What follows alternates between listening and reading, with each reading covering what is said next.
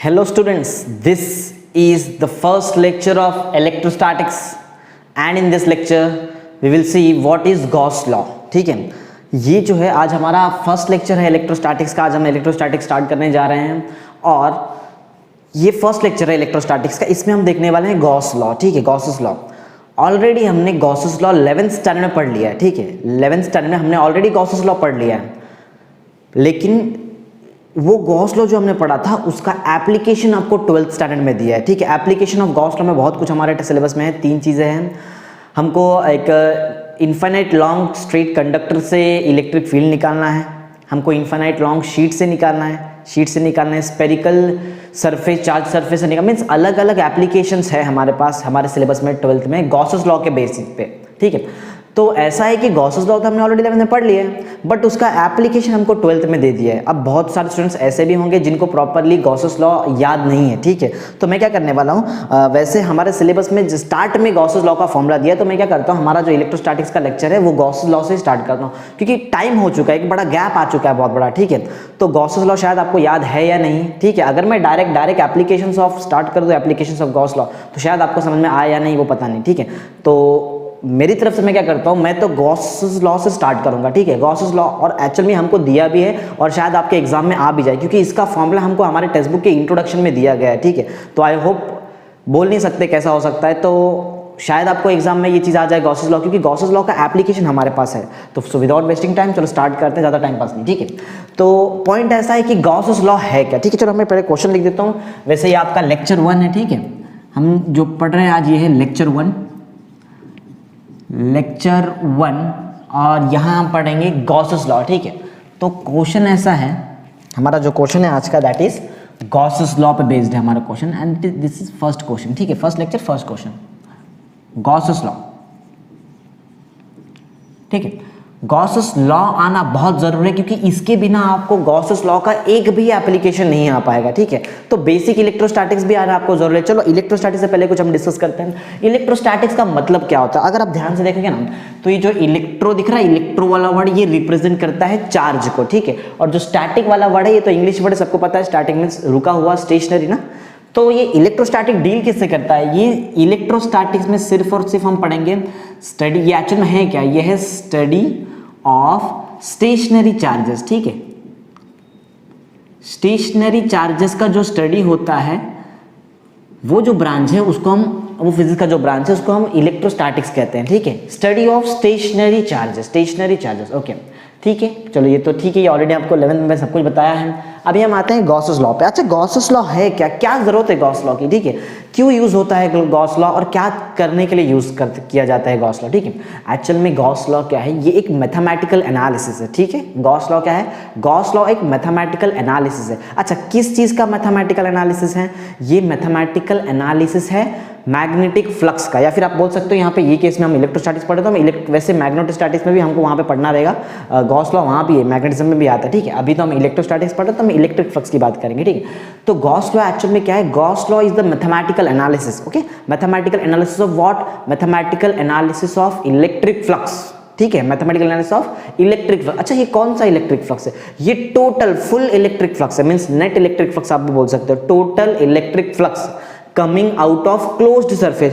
कोई भी closed surface से कितना इलेक्ट्रिक फ्लक्स बाहर आ रहा है, ठीक है, उसका रिलेशन है किस चीज के साथ, the net charge enclosed by the closed surface. Means simple से अगर सिंपल भाषा में बोला जाए तो एक हमारे पास एज्यूम करो एक क्लोज्ड सरफेस है।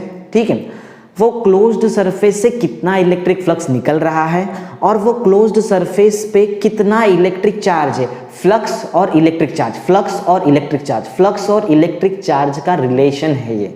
ठीक है, गॉस लॉ में क्या हम देखने वाले हैं, फ्लक्स और इलेक्ट्रिक चार्ज का एक मैथमेटिकल एनालिसिस, जिसमें हम देखने वाले हैं relation between the electric flux coming out of the closed surface and the net charge enclosed by that closed surface. Simple सी बात है, समझा आपको क्या है, मैं लिख कर बताता हूँ, ज्यादा बेटर समझ में आता है। ठीक है, गॉस लॉ है क्या, गॉस लॉ सबसे अगर मैं पहला पॉइंट में लिखने जाऊँ तो ये गॉस लॉ एक मैथमेटिकल एनालिसिस, देखो जो मैं लिखता हूँ ये मैं पहले आपको पहले बोल देता हूँ, फिर मैं लिखता हूँ, ऐसा नहीं कि आप डायरेक्ट वहाँ पे रट्टा वगैरह कर रहे हैं। ठीक है, पहले मैं आपको समझा रहा हूँ कि गॉस लॉ है क्या। Gauss law is the mathematical analysis of what, of the net electric flux coming out of the closed surface and the net charge on the closed surface, means एक क्लोज्ड सरफेस पे कितना charge है और वो closed surface से कितना electric flux निकल रहा है, ये दो चीज का जो रिलेशन होता है मैथमेटिकल रिलेशन, उसी का हम मैथमेटिकल एनालिसिस देखने वाले हैं गॉस लॉ में। ठीक है, तो सिंपल सी पॉइंट है, ज्यादा डिफिकल्ट नहीं है। ठीक है, गॉस लॉ है क्या?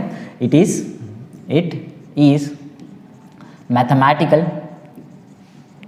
Mathematical analysis, it is mathematical analysis of what? Mathematical analysis of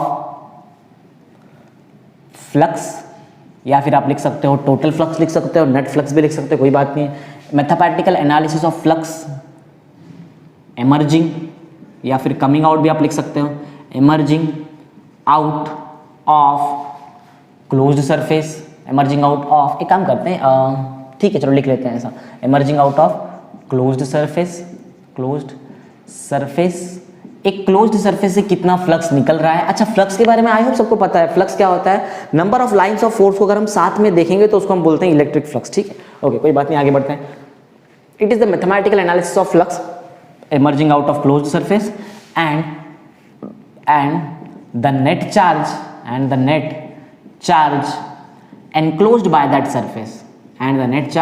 enclosed by that surface ठीक है, कि वो सरफेस में कितना चार्ज है। ठीक है, में मीन्स सरफेस पे। ठीक है, net charge enclose by that surface. ठीक, बहुत सिंपल सा कंसेप्ट है।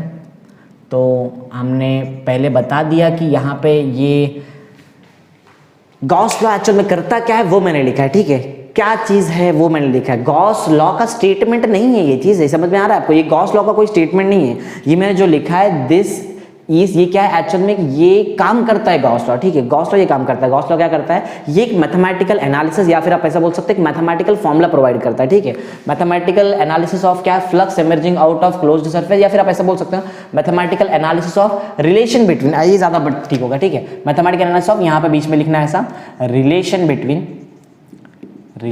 बिटवीन, क्योंकि एक्चुअल में हमको एक मैथमेटिकल फॉर्मूला मिलता है जिसमें फ्लक्स और चार्ज का रिलेशन होता है। ठीक है, तो रिलेशन बिटवीन लिखना ज्यादा बेटर होगा, तो ये बीच में आप लिख लेना ऐसा है, it is the mathematical analysis of relation between flux emerging out of closed surface and the net charge enclosed by that surface. That surface बोल सकते हो या फिर दैट क्लोज्ड सरफेस लिखोगे तो और बेटर होगा। ठीक है, समझ में आ रहा है? क्लोज्ड सरफेस होना बहुत जरूरी है, क्लोज्ड सरफेस होना बहुत जरूरी है। ठीक है, तो ये हमने फर्स्ट पॉइंट लिख दिया जिसमें हमने ये बताया कि गॉस लॉ का काम क्या है, क्या करता है वो। ये एक मैथमेटिकल फॉर्मूला प्रोवाइड करता है जिसमें एक साइड चार्ज होगा और एक साइड क्या होगा? Magnetic flux. ठीक है, चलो ये बात तो हो गई। अच्छा, अब हम देखते हैं कि what is the actual statement of Gauss law. Gauss law का स्टेटमेंट क्या है वो देखते हैं। ठीक है, गॉस लॉ का सिंपल स्टेटमेंट ये है, गॉस लॉ ये बोलता है कोई भी क्लोज्ड सरफेस से जितना भी फ्लक्स बाहर आ रहा है, ठीक है, जितना भी फ्लक्स बाहर आ रहा है, ये जो है ये किससे इक्वल टू होगा?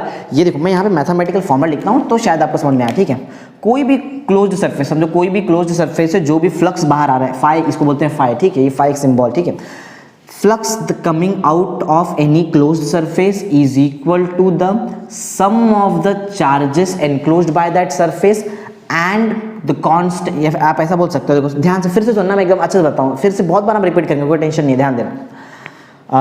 गॉस लॉ जो हम पढ़ रहे हैं, Gauss law states that the flux coming out of the closed surface या फिर from the closed surface is equal to product of sum of the charges enclosed by that surface and the constant 1 upon epsilon naught। ठीक है, यही है आपका Gauss law का statement. इसको आप मल्टीप्लाई कर लो प्रॉपरली, आपको मिलेगा समेशन ऑफ चार्ज मीन जितना भी चार्जेस सबको प्लस कर लो अपॉन एप्सिलॉन नॉट। एक बात ध्यान देना, ये जो एप्सिलॉन नॉट है, ठीक है, इसको हम बोलते हैं permittivity of free space.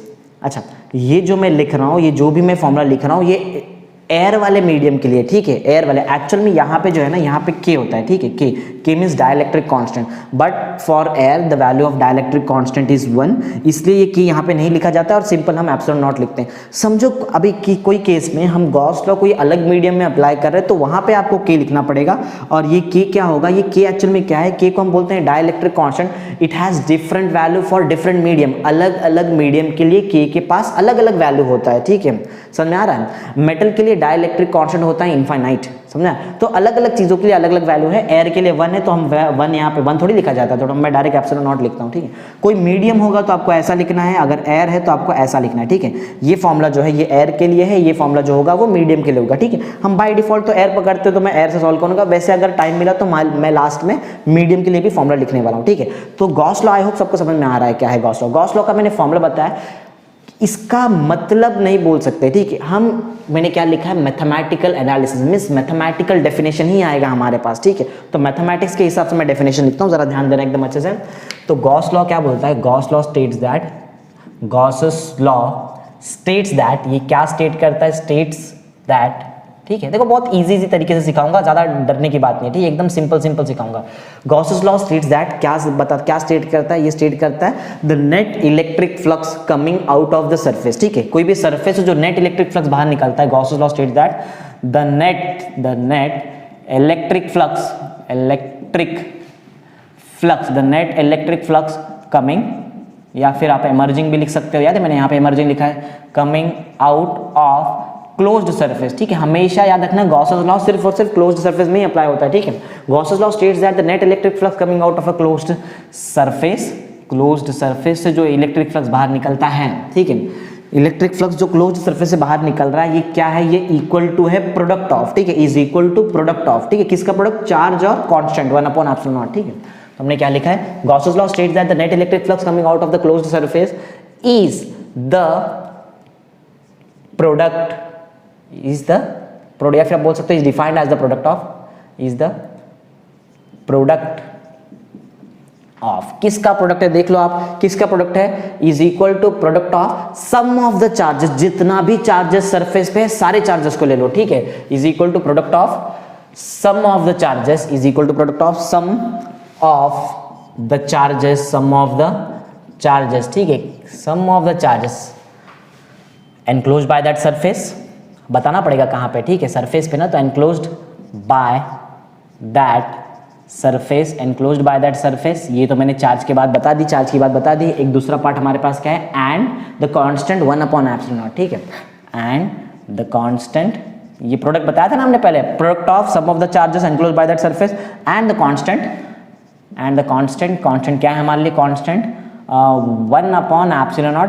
I hope सबको पता है ये एप्सिलॉन नॉट को बोलते हैं क्या है, एप्सिलॉन नॉट, समझ में आ रहा है, एप्सिलॉन नॉट इसका एक नाम है, इसको हम बोलते हैं परमिटिविटी ऑफ फ्री स्पेस, ठीक है, जिसका एक वैल्यू होता है 8.85 में ऐसा, ठीक है।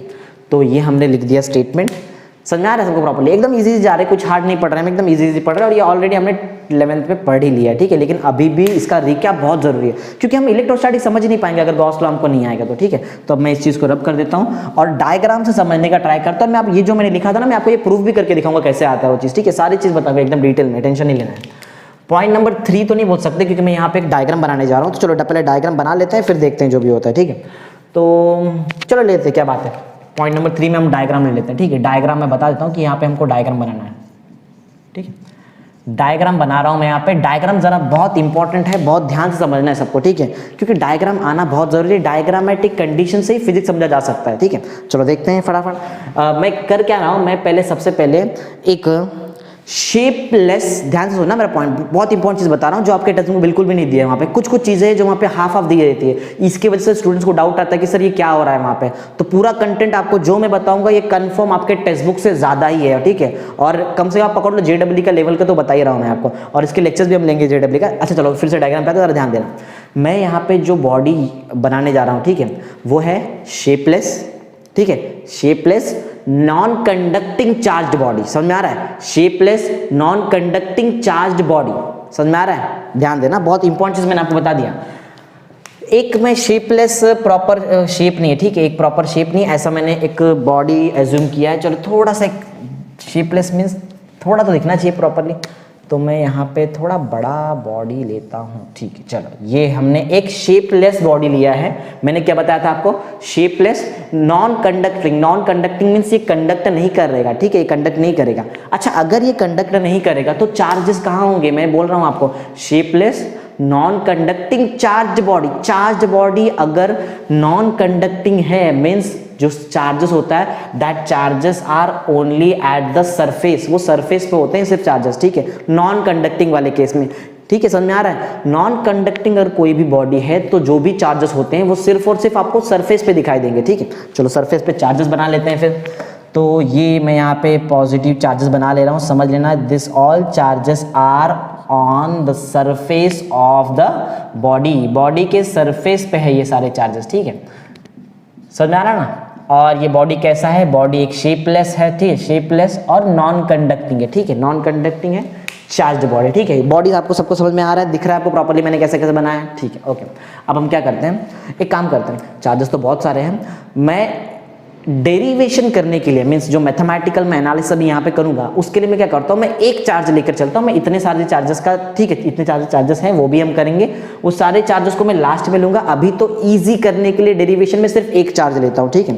Consider a charge Q at this point, या फिर आप बोल सकते हो एट पॉइंट P, वैसे पॉइंट P बताएंगे तो ठीक है, चलो PQ हो जाएगा, एक ही बात। चलो ये पॉइंट दिख रहा है आपको, ये पॉइंट दिख रहा है यहाँ पे, consider a charge Q, consider a charge Q, small q at this point, दिख रहा है आपको, ये पॉइंट दिख रहा है, यहाँ पे हमारे पास एक चार्ज है, okay. Let's consider a small surface area, एक छोटा सा सरफेस एरिया मैं कंसीडर करना चाहता हूँ। चलो देखो मैं यहाँ पे कहाँ कंसीडर करता हूँ, देखो ध्यान से देखना, मैं यहाँ पे एक स्मॉल सा छोटा सा एक सरफेस एरिया कंसीडर कर रहा हूँ, ठीक है, ये दिख रहा है आपको जो मैंने सर्कल किया।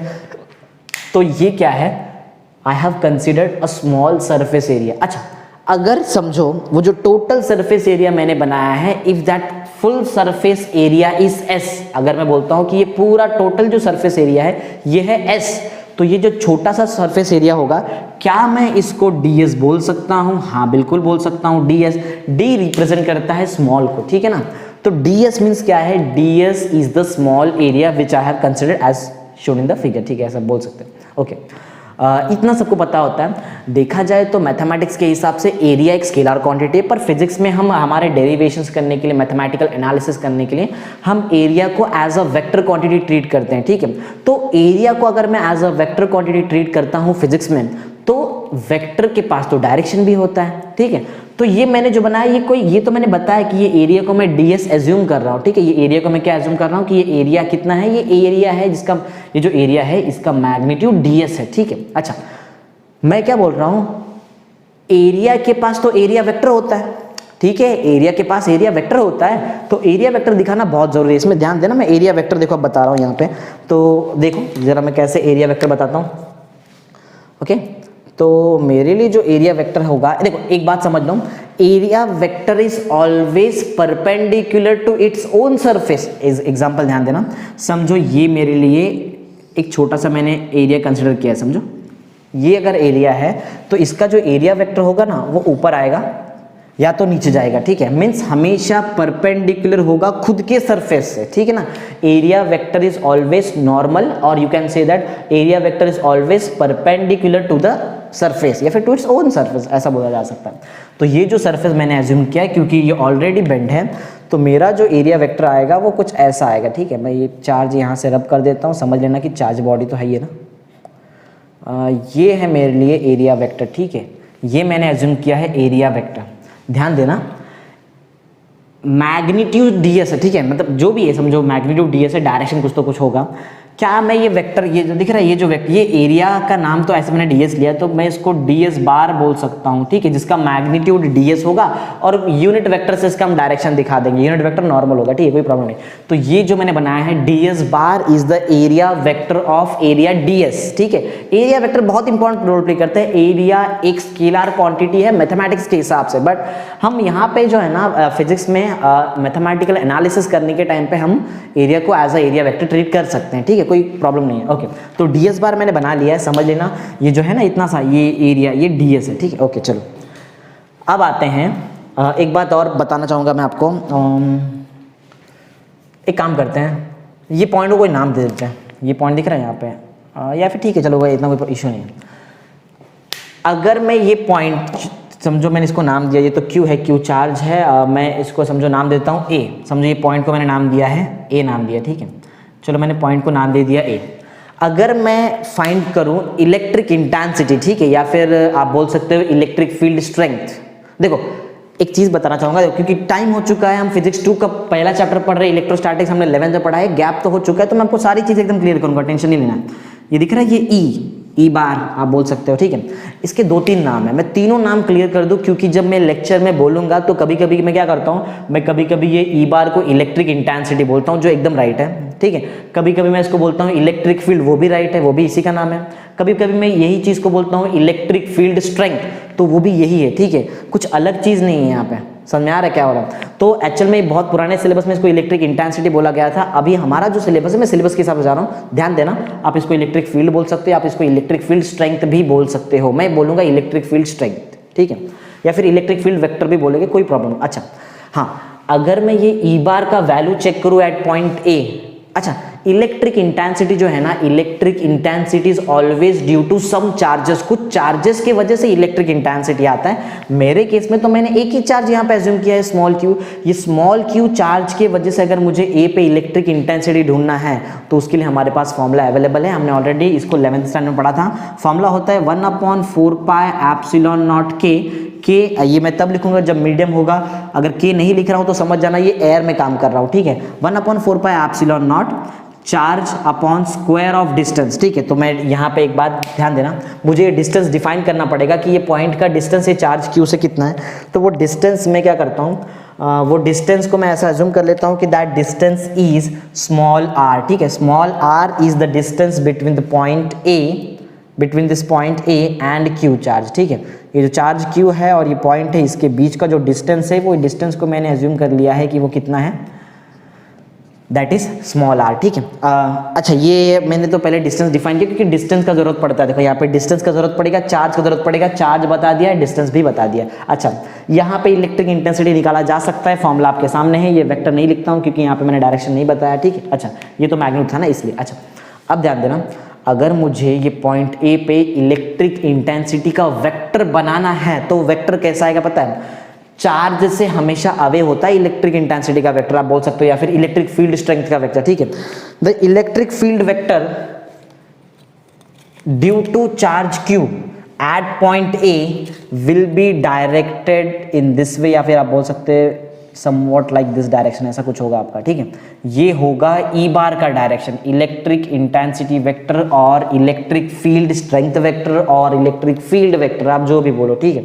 तो ये बना दिया मैंने ई बार। अच्छा ये ई बार पता है ना क्या है, ये ई बार है electric field strength at point A due to charge Q, Q के वजह से ए पे इलेक्ट्रिक फील्ड स्ट्रेंथ है और उसका मैंने वेक्टर बनाया है आपको यहाँ पे, ठीक। अच्छा late the angle between this area vector D, देखो पॉइंट क्लियर करो, पहले सारी चीजों को क्लियर कर लो। डी एस बार क्या है, D S bar is the area vector of area D S, E bar is the electric field strength vector at point A due to charge Q, ठीक है।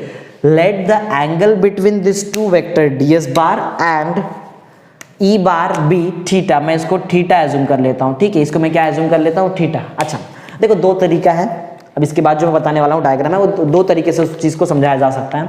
एक तो ऐसा है कि आप क्या करो, ये डी एस बार को प्रोजेक्ट कर लो यहाँ पे, ये डी एस बार को यहाँ पे परपेंडिकुलरली प्रोजेक्ट कर लो यहाँ पे, तो इतना सा जो वेक्टर दिख रहा है आपको, ये जो वेक्टर दिख रहा है, this vector is D S cos theta, समझ में आता है। ये एक तरीका है। एक दूसरा सबसे इजी तरीका है, ये डी एस बार को रिजॉल्व कर लो, एक और एक ऐसा कंपोनेंट आएगा, एक वर्टिकल कंपोनेंट, थीटा के बाजू वाला क्या होता है, कॉस थीटा होता है, तो डी एस बार था तो डी एस कॉस है, यहाँ पे आएगा डी एस साइन थीटा, जिसकी हमको कोई जरूरत नहीं, इस चीज की जरूरत थी तो मैंने ये बना लिया, ठीक है। समझ में आ रहा है आपको क्या। तो ये जो भी मैंने यहाँ बनाया है, ठीक है, ये जो भी मैंने आपको यहाँ पे बना के दिखाया है D S cos theta, I hope सबको समझ में आ रहा है डी एस कॉस थीटा कहाँ पे है, ठीक है। तो ये जो है this is D S cos theta, ये डी एस कॉस थीटा, ठीक है। देख लो प्रॉपरली, मैं डायग्राम एकदम अच्छी तरह से बना के सिखा रहा हूँ आपको।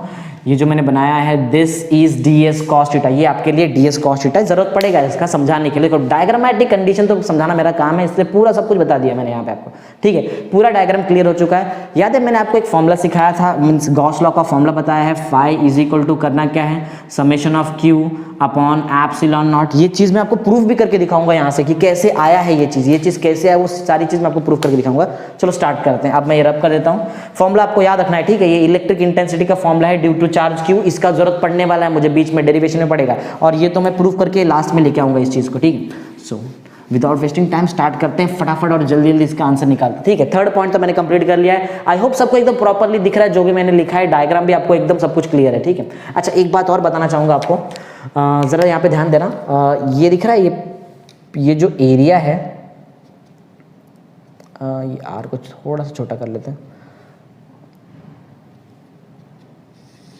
ये जो चीज़ मैं आपको बना के दिखा रहा हूँ यहाँ पे, ये दिख रहा है आपको, ये सॉलिड एंगल मैंने आपको 11th स्टैंडर्ड में पढ़ाया है। सॉलिड एंगल का जरूरत पड़ेगा मुझे गॉस लॉ का, जो गॉस लॉ था ना हमने लिखा है वहाँ पे phi is equal to summation of Q by epsilon naught, वो प्रूफ करने के लिए मुझे सॉलिड एंगल की जरूरत पड़ेगी। तो ये जो है ना यहाँ पे एक सॉलिड एंगल है जिसको हम ओमेगा बोलते हैं, ठीक है। यहाँ पे होगा एक सॉलिड एंगल, ठीक है, ऐसा सॉलिड एंगल होगा, बनाने की जरूरत नहीं, समझ में आ जाना चाहिए वैसे आपको, ठीक। और एक बात बता दूं, पहले ही आपको बता दूं, सॉलिड एंगल का एक फॉर्मूला होता है, मैं यहाँ लिख देता हूँ, उसका जरूरत पड़ने वाला है। ओमेगा का फॉर्मूला होता है integration of D S cos theta upon r square, और कोई भी क्लोज्ड सरफेस के लिए सॉलिड एंगल का वैल्यू होता है 4 पाई। ये आपको याद रखना है, ठीक है। ये ऑलरेडी हमने 11th स्टैंडर्ड में पढ़ लिया है, तो ये चीज़ हमको यहाँ पे यूज होने वाला है। देखते हैं, चलो स्टार्ट करते हैं स्टेप बाय स्टेप, कोई घाई नहीं है, ठीक है। ये पॉइंट नंबर 3 हो गया है। Let's start with point number 4। Point number 4 में देखो, मैं एकदम सिंपल बताऊँ, 3 चीज़ यहाँ, 3 स्टेप यहाँ बता दिए, 3 स्टेप आगे ही बताने वाला हूँ, ठीक है। 4th स्टेप में मैं निकालता हूँ इलेक्ट्रिक फ्लक्स। ध्यान से सुनना पॉइंट एकदम, मैं क्या निकालने वाला हूँ, I will find electric flux. Electric flux तो कोई पर्टिकुलर एरिया से रिलेटेड होता है, हमेशा एरिया से रिलेटेड होता है। तो मैं बताता हूँ, ध्यान देना, ये दिख रहा है जो एरिया है ds, सिर्फ इतने से एरिया से मैं पहले इलेक्ट्रिक फ्लक्स निकालता हूं, ठीक है। बाद में इंटीग्रेट कर लूंगा तो पूरा ये पूरा आ जाएगा, सरफेस इंटीग्रल लगा दूंगा तो पूरा का पूरा मैं इंटीग्रेशन निकालूंगा, ठीक है। ध्यान देना, ये छोटे से एरिया से पहले मैं क्या करता हूं, मैं पहले इलेक्ट्रिक फ्लक्स निकालता हूं, सिर्फ छोटे से एरिया क्या है ds, क्लियर बोल रहा हूं, I am finding electric flux due to small area ds, clear है पॉइंट। सिर्फ स्मॉल एरिया ds से पहले फ्लक्स निकालता हूं, जरा ध्यान देना। तो पॉइंट का चलो स्टेटमेंट यहाँ पे टॉपिक लिख देता हूं, I am finding flux, electric flux, electric flux, ठीक है, इलेक्ट्रिक फ्लक्स ड्यू टू, किसकी वजह से, ड्यू टू स्मॉल एरिया, छोटा सा एरिया आपको दिख रहा है, due to small area ds। अच्छा एक बात समझो, अगर स्मॉल एरिया है तो इसमें से जो फ्लक्स आएगा वो भी स्मॉल होगा। तो जैसे मैंने एरिया ds लिया है तो जो फ्लक्स होगा वो 5 नहीं होगा, इट विल बी d5, समझ में आ रहा है, d5। क्यों, एरिया छोटा सा है, छोटे से एरिया से कुछ limited amount of electric line of force आएंगे, और वो कॉम्बिनेशन जितना भी हम पूरा जो सेट लेंगे इलेक्ट्रिक लाइन ऑफ फोर्स, उसी को तो बोलते हैं इलेक्ट्रिक फ्लक्स। तो मैं कर क्या रहा हूं, मैं इलेक्ट्रिक फ्लक्स फाइंड कर रहा हूं, स्मॉल एरिया से स्मॉल इलेक्ट्रिक फ्लक्स आने वाला है, ठीक है। चलो स्टार्ट करते हैं। अच्छा उससे पहले शायद आपको इलेक्ट्रिक फ्लक्स याद हो कि नहीं, मैं बता देता हूँ आपको इलेक्ट्रिक फ्लक्स होता है क्या। देखो जो इलेक्ट्रिक फील्ड स्ट्रेंथ है ना, इलेक्ट्रिक फील्ड स्ट्रेंथ, इसका एक फॉर्मूला होता है, electric field strength is defined as the ratio of electric flux per unit area, ठीक है। इलेक्ट्रिक फ्लक्स के फॉर्म में हम इलेक्ट्रिक फील्ड स्ट्रेंथ को डिफाइन कर सकते हैं, ये 11th स्टैंडर्ड में पढ़ा हुआ फॉर्मूला है, ठीक है। अच्छा एक बात बताना, इलेक्ट्रिक फील्ड स्ट्रेंथ तो वेक्टर क्वांटिटी है, एरिया को मैंने क्या बोला है, एरिया को तो मैं फिजिक्स में यहाँ पे एज अ एरिया वेक्टर लेने वाला हूँ। तो ये फाई जो है ये क्या है पता है, ये एक स्केलर क्वांटिटी है। ध्यान सुनना, बहुत इजी, देखो फिजिक्स हार्ड होता नहीं है, फिजिक्स का बेस हमको नहीं पता होता, इसके लिए हमको हार्ड लगता है चीज, ठीक है। तो समझो जरा चीजें क्या है वो समझो, सिर्फ मैथ्स करने से कुछ नहीं होला है। देखो हो क्या, फिजिक्स है क्या, फिजिक्स मैथ्स और नेचुरल चीजों को रिलेट करता है, ठीक है। तो पहले समझो, सिर्फ मैथ्स लिखने से कुछ होने वाला नहीं है, इस चीज को समझो यहाँ पे हो क्या रहा है। ध्यान देना, फिर से मैं सिखाता हूँ। देखो इलेक्ट्रिक फील्ड स्ट्रेंथ एक वेक्टर क्वांटिटी है, एरिया एक खुद वेक्टर, एरिया को मैं एज अ वेक्टर ट्रीट कर रहा हूँ, एरिया वेक्टर। ये जो फाई है फ्लक्स, ये स्केलर क्वांटिटी, ध्यान देना ये क्या है, ये स्केलर क्वांटिटी, स्केलर क्वांटिटी। ऐसा लिखना वैसे तो गलत होगा, ठीक है, ऐसा लिखना तो गलत होगा, जस्ट मैं आपको समझा रहा था, मैग्नीट्यूड लिखा तो जस्ट मैंने यहाँ पे वेक्टर लिख लिया, ठीक है। ऐसा लिखना गलत हो जाएगा। तो कैसा लिखा जाएगा, देख समझ लेना, मैं रब कर रहा हूँ लेकिन रिपीट करता हूँ, ऐसा आप नहीं लिख सकते, ठीक है, ऐसा नहीं लिखा जा सकता है, ये जस्ट मैंने ऐसा लिख सकता है, ठीक है, ऐसा लिख सकता है, वेक्टर नहीं डालना है आपको, वेक्टर डालेंगे तो आपको वहां पे थोड़ा एक्स्ट्रा चीजें करनी पड़ेगी। मैग्नीट्यूड के लिए फॉर्मूला एकदम करेक्ट है, कोई प्रॉब्लम नहीं यहाँ पे। Electric field strength is defined as electric flux per unit area, in this electric field strength is a vector quantity, area is also a vector quantity, area vector in physics, ठीक है। Flux जो है, flux is a scalar quantity. अच्छा अगर scalar quantity को मुझे यहाँ पे लिखना है, ध्यान देना, अगर मुझे स्केलर क्वांटिटी को लिखना है, दैट मीन्स पहले इतना समझ लो, अब मेरा एरिया यहाँ पे फॉर्मूले में ए था, हमारे केस में एरिया ds है, ठीक है। इलेक्ट्रिक फील्ड स्ट्रेंथ तो ई बार यहाँ भी है, ई बार ही रहेगा, ठीक है। लेकिन छोटे से एरिया के वजह से छोटा फ्लक्स आने वाला है, तो मैं फाई नहीं लिखूंगा, मैं लिखूंगा डी फाई, ठीक है। So the electric flux is D phi whose value will be equal to, अगर मैं यहाँ से फ्लक्स का वैल्यू निकालूं, it will be E into A, ठीक है ना, समझ में आ रहा है। अगर फाई का वैल्यू निकालूं तो ई इंटू ए आ जाएगा, तो मैं यहाँ पे लिखता हूँ ई, ठीक है, क्योंकि ई मेरे पास यहाँ पे है, ई वाला पार्ट ही ले, ए नहीं है मेरे लिए, जो एरिया है दैट इज ds, ठीक है। कंप्लीट नहीं हुआ, बता रहा हूँ, ठीक, कंप्लीट अभी सोचना नहीं कि यहीं पे रहूंगा, आगे बाकी है, अभी सुनो क्या बताया था मैंने। Flux D phi, flux is a scalar quantity, electric intensity और इलेक्ट्रिक फील्ड स्ट्रेंथ और इलेक्ट्रिक फील्ड वेक्टर, ये तो वेक्टर क्वांटिटी है। एरिया वेक्टर लिया है, ds बार दिख रहा है, ds बार आपको दिख रहा है या ई बार दिख रहा है, आप ध्यान देना, याद करना, 11th स्टैंडर्ड में पढ़ा है हमने, दो वेक्टर का आंसर स्केलर कब आता है, दो वेक्टर का आंसर स्केलर तब आ सकता है जब आप यहां पे डॉट प्रोडक्ट करोगे या फिर स्केलर प्रोडक्ट करोगे, ठीक है ना। स्केलर प्रोडक्ट और dot product of two vector is a scalar, पढ़ा है नंबर 10 11th स्टैंडर्ड पढ़ा है, ठीक है, वेक्टर्स में हमने वहां पे पढ़ा है। तो समझा है आपको कैसे किया मैंने यहाँ पे, दो वेक्टर, ये इंटू नहीं है, पहले बता दूं ये इंटू नहीं है, ठीक है, इसको बोलते हैं डॉट प्रोडक्ट और स्केलर प्रोडक्ट, ठीक है। तो जब दो वेक्टर का स्केलर प्रोडक्ट करोगे या फिर डॉट प्रोडक्ट करोगे, आपको जो आंसर मिलेगा दैट विल बी स्केलर, और मुझे स्केलर ही चाहिए, मैंने पहले ही बता दिया था, फ्लक्स एक स्केलर क्वांटिटी है, ठीक है। तो इतना समझ में आ गया आई थिंक आपको, ठीक है। चलो आगे बढ़ते हैं, देखो हर एक चीज 11th से रिलेटेड है, बिना 11th आप 12th के फिजिक्स में आ ही नहीं सकते, ठीक है। एक बात और ध्यान देना, ए बार डॉट बी बार, याद है सबको, क्यों बता रहा हूं, ये देखो आपके पास यहाँ पे डॉट है, इसलिए बता रहा हूं उस चीज को।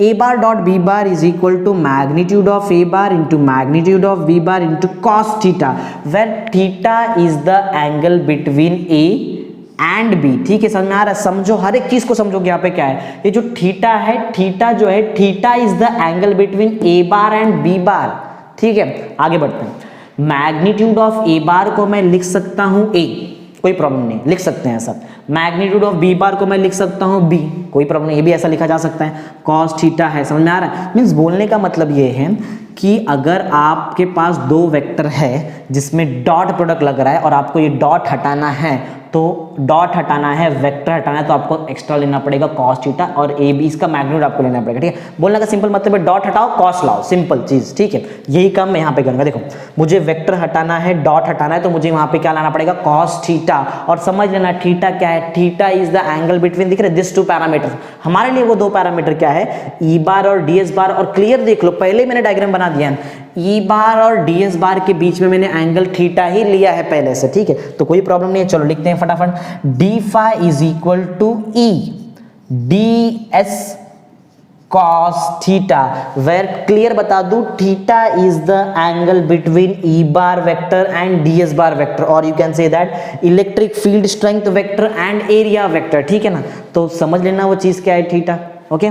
तो यहाँ पे मैं लिख देता हूँ डी फाई का वैल्यू निकाल दिया हमने यहाँ पे, मैं इधर बता दूं बाजू में कि ये क्या है, वेर क्लियर, देखो हर एक चीज बताऊंगा, टेंशन नहीं लेना, हर एक चीज बताऊंगा, हर एक चीज एकदम डिटेल में सिखाऊंगा, ठीक है।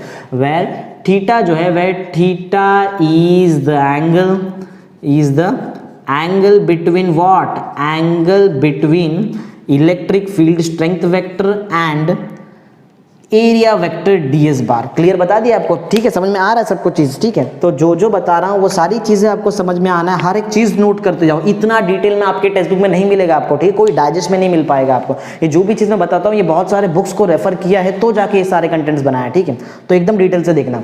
चलो एक चीज तो मैंने बता दिया कि डी फाई हमने निकाल दिया, ठीक है। चलो इसका हमको क्योंकि आगे फ्यूचर में यूज भी करना है, तो मैं क्या करता हूँ, मैं इसको कुछ इक्वेशन एज ए इक्वेशन ले लेता हूँ।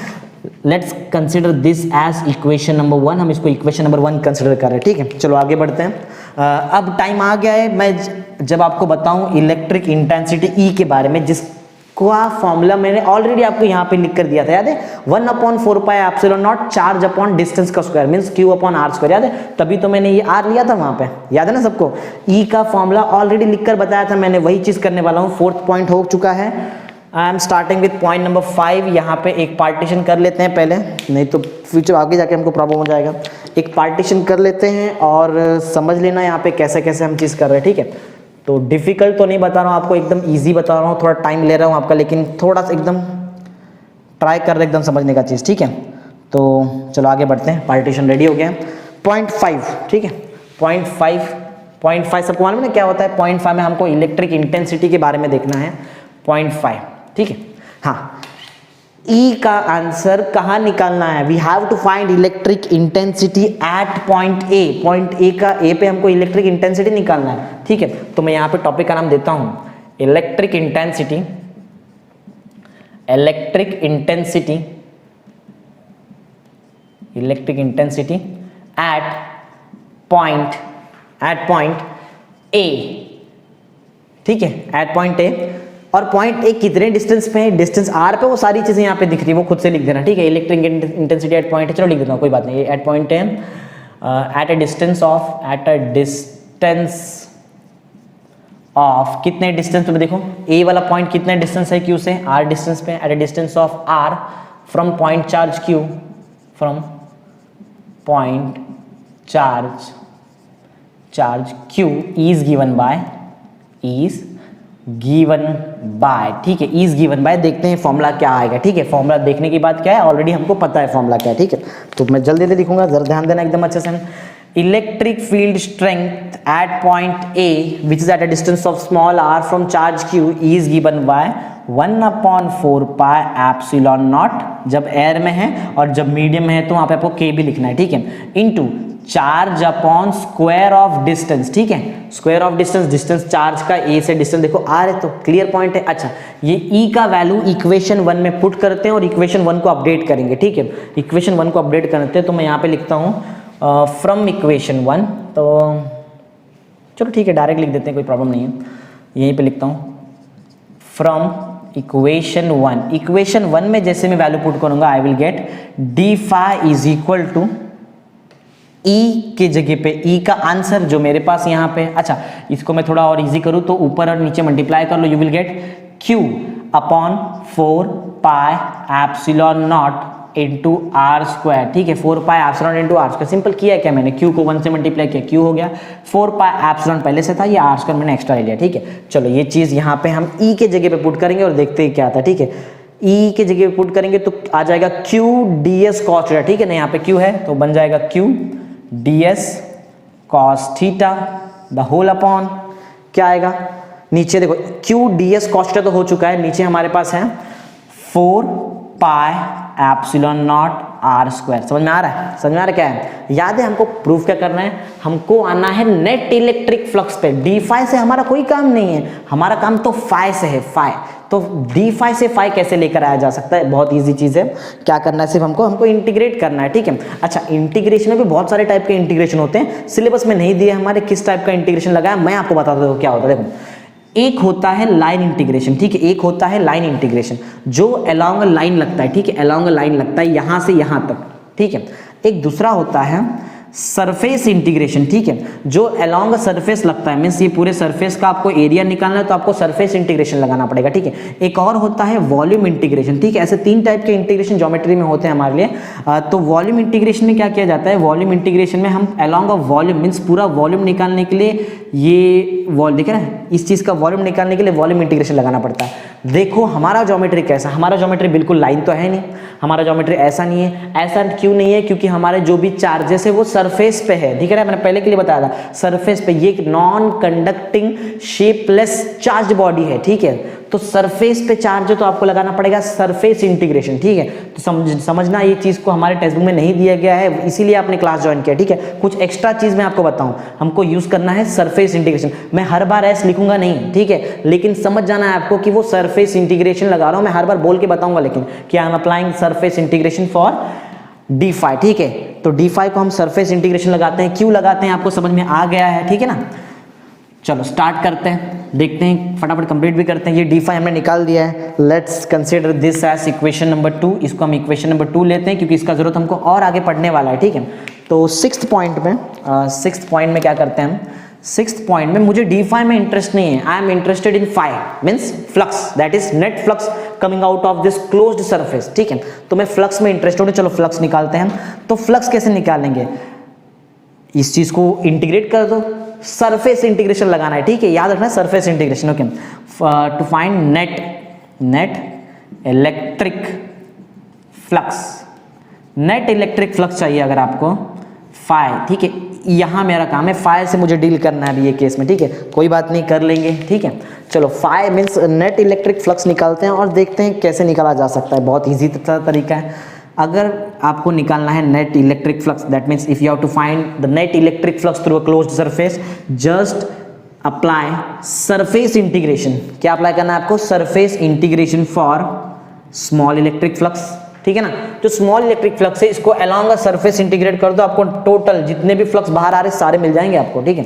चलो, we already have the value for D phi का वैल्यू मेरे पास ऑलरेडी रेडी है, that is Q D S cos theta the whole upon 4 pi epsilon naught r square. ये वैल्यू हमारे पास पहले से, कोई बात नहीं, सिंपल एकदम। अच्छा, इसकी बात क्या करेंगे देखते हैं। देखो तो क्या किया जा सकता है अभी यहाँ पे, ऐसा है कि कुछ चीजें हम बाहर निकाल सकते हैं, जैसे कि चार्ज जो कांस्टेंट है, जो कभी चेंज होने वाला नहीं है, 4 पाई ये नंबर होता है, इसको भी बाहर निकाला जाता है। एप्सिलॉन नॉट जिसको मैंने पहले ही कांस्टेंट बता के रख दिया, दिख रहा है ये कांस्टेंट है एप्सिलॉन नॉट, ठीक है, तो ये भी कांस्टेंट बाहर आ गया।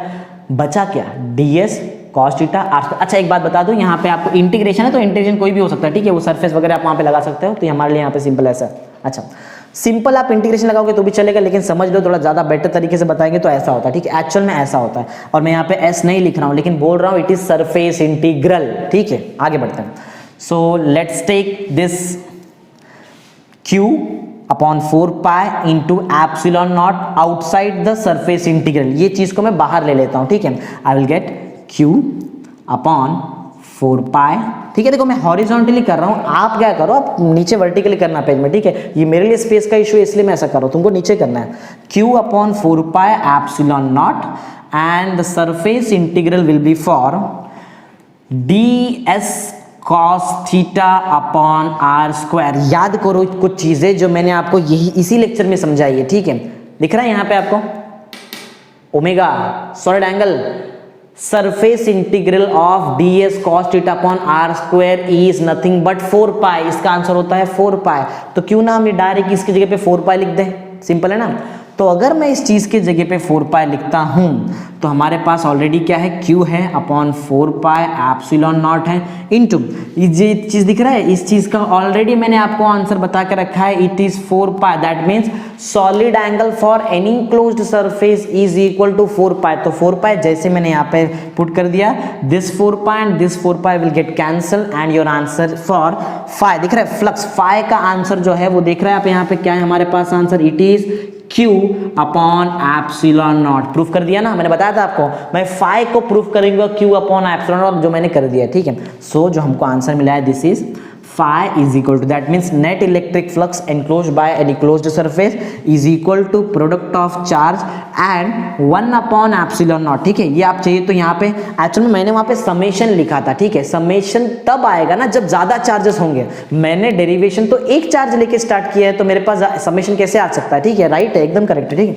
मैं वो भी आपको बताता हूँ, कोई प्रॉब्लम नहीं। q upon epsilon not, so this is your formula for Gauss's law, ठीक है। ये जो मैंने निकाला है ये क्या है, ये गॉसेस लॉ का फॉर्मूला मैंने डिराइव कर दिया है, ठीक है। चलो आगे बढ़ते हैं। एक चीज और आपको बताता हूं, ये तो सिर्फ एक चार्ज से मैंने ऐसा किया है। चलो एक काम करते हैं, हम ऐसा एज्यूम करते हैं कि ये सरफेस पे बहुत सारा चार्जेस है, ठीक है, बहुत सारा चार्जेस है। समझो हम n तक लेते हैं, q1 q2 q3 up to qn, तो वो केस में फॉर्मूला क्या आता है वो भी देख लेते हैं, ठीक है।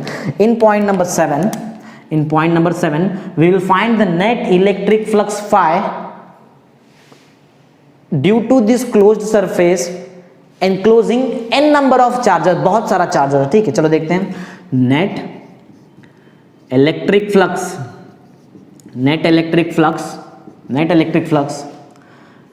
Due to n number of charges, n number of charges, बहुत सारा चार्जेस के वजह से हम इलेक्ट्रिक फ्लक्स निकालते हैं, देखते हैं कितना आता है, ठीक है। So the net electric flux due to n number of charges कैसे निकाला जा सकता है, बहुत इजी है।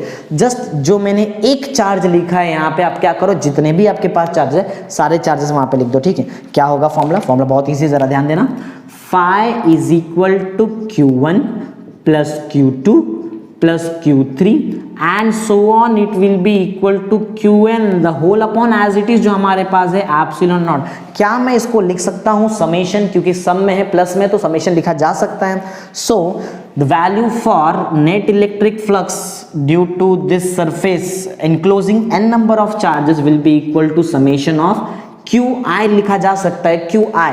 अच्छा, I वाला जो नंबर है, I जो है ये स्टार्ट हो रहा है 1 से, there I is equal to 1 और कहाँ तक जा रहा है, n तक जा रहा है, तो n लिख दिया है अपॉन एप्सिलॉन नॉट। ठीक है, एकदम एग्जैक्ट फॉर्मूला आ गया है, सिर्फ मैंने ये I और ये n वगैरह नहीं लिखा था, वो बाय डिफॉल्ट समझ में आना चाहिए आपको। ठीक है, इतना डिफिकल्ट नहीं चीज़ सिखा रहा हूँ आपको। तो ये हुआ formula for net electric flux due to n number of charges. ठीक है, enclosed by a shapeless non conducting charge body. समझ में आ रहा है क्या चीज़ बताया मैंने आपको? तो आई होप सब कुछ एकदम क्लियर कट है, जो भी मैंने बताया है कैसे कैसे यहाँ पे चीज़ें आई हुई है। ठीक है, तो ये हमने पढ़ लिया कि गॉस लॉ है क्या। तो अब आपके माइंड में समझ में आ गया है कि गॉस लॉ का फॉर्मूला क्या है। Formula for Gauss law is phi equal to summation of charge upon epsilon naught. ठीक है, दिस एप्सिलॉन नॉट का मतलब पता है ना आपको? इसका मतलब ये है that this all system is in air. ये पूरा का पूरा सिस्टम एयर में है, तभी तो मैं की का वैल्यू यहाँ पे 1 ले रहा हूँ। जैसे ये पूरा का पूरा सिस्टम वाटर में आ जाएगा या फिर कोई और मीडियम में जाएगा, I have to take the dielectric constant K. ठीक है, यहाँ पे नीचे आपको लेना पड़ेगा वो के वाला पार्ट। ठीक है, तो इतना तो क्लियर है, देख लो प्रॉपर्ली। ठीक है, इसका स्क्रीनशॉट वगैरह भी निकाल के रख लो। ठीक है, तो ये आपका नोट्स प्रॉपर्ली प्रिपेयर्ड हो गया है, इसको प्रॉपर्ली नोट्स मेंटेन करते रहो। ठीक है, ओके।